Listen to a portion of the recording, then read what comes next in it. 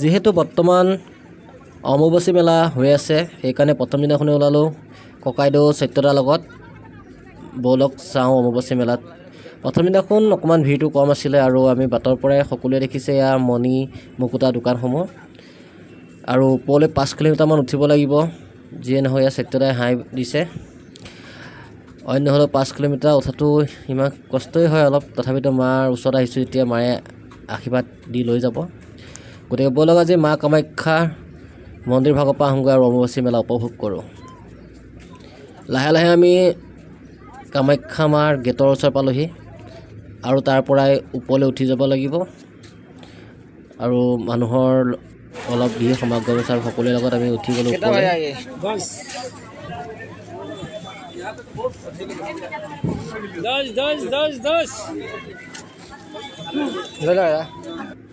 সত্যদাই মূৰত মাৰি লৈছে আৰু সত্যদাৰ লগতে ময়ো মাৰি লৈছোঁ আৰু মাৰ ওচৰত আহিছোঁ অলপ শক্তি পাম আৰু আশীষ প্ৰদান কৰিব মায়ে যাতে অনাগত দিনবোৰ ভালদৰে যাওক তাৰে কামনা লৈ আহিলোঁ।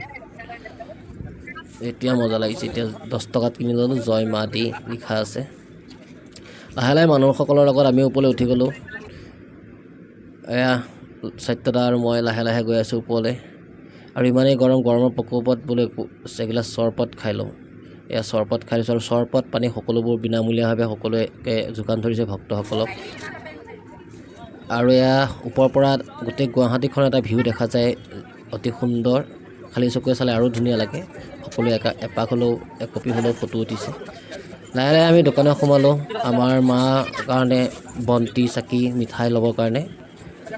আমি দুয়োজনে লৈ পেলাই আগবাঢ়িলোঁ মাৰ মন্দিৰৰ ফালে আৰু মন্দিৰৰ সন্মুখত মানুহৰ বহুতখিনি ভিৰ আৰু অতি সুন্দৰভাৱে পৰিচালনা কৰি আছে তাত থকা মানুহখিনিয়ে। হেঁচা ঠেলাৰ মাজেৰে আমি আগবাঢ়ি গ'লোঁ। লাহে লাহে গৈ আছোঁ ওপৰলৈ, হেঁচা ঠেলাৰ মাজেৰে প্ৰচণ্ড গৰম। সকলোৱে মাৰ আশীষ ল'বলৈ আহিছে আৰু আমিও আশীষ লওঁ যাতে অনাগত দিনবোৰ ভালে যাওক। আৰু লাহে লাহে আমি গৈ সোমাই গ'লোঁ আমি মা কামাখ্যা গেটৰ ওচৰত। এয়া গেট, এয়া মেইন গেট হয়। মেইন গেটত আমি ভিৰ ফালি ফালি ক্ৰমান্বয়ে সোমাই গৈ আছোঁ। গেটৰ পৰা ভিতৰলৈ যোৱাৰ লগে লগে ইয়াত দেখিছে আমি ফাইনেলি আমি মন্দিৰ ভাগ পাই গ'লোঁ, মা কামাখ্যা ধাম পাই গ'লোঁ আৰু অতি সুন্দৰ, মনটো বহুত ভাল লাগিছে। আজি ইমান দিনৰ মূৰত আহিছোঁ কামাখ্যা মন্দিৰলৈ আৰু মানুহৰ অজস্ৰ ভিৰ হৈ আছে। ফাইনেলি আমি পাই গ'লোঁ মা কামাখ্যা।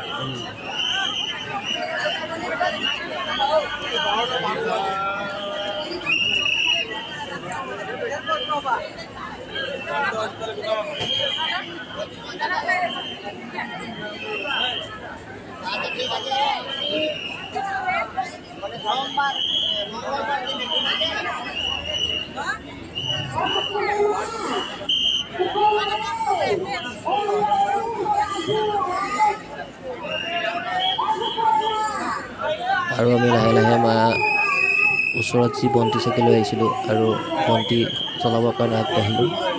যিহেতু ভিতৰত যাব নোৱাৰিলোঁ আৰু বহুতখিনি ভিৰ হয়, গতিকে বাহিৰতে বন্তি চাকি গছ জ্বলাব লাগিব আৰু সত্যদা মই দুয়ো আগবাঢ়ি গ'লোঁ। বোলো বন্তি গছ জ্বলাই লওঁ, জ্বলাই সেৱা এভাগ কৰি লওঁ। সোণৰ হয় নহয়? সোণৰ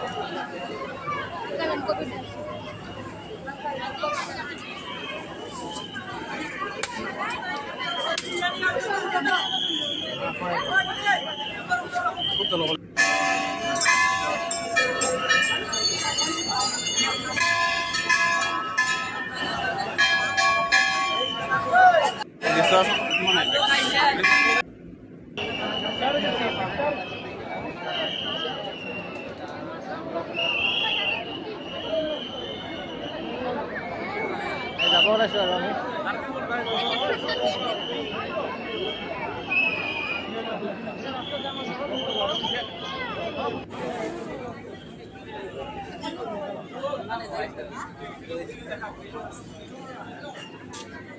লাহে আমাৰ যাবৰ সময় হৈ গৈছে আৰু বিদায় মাগিলোঁ।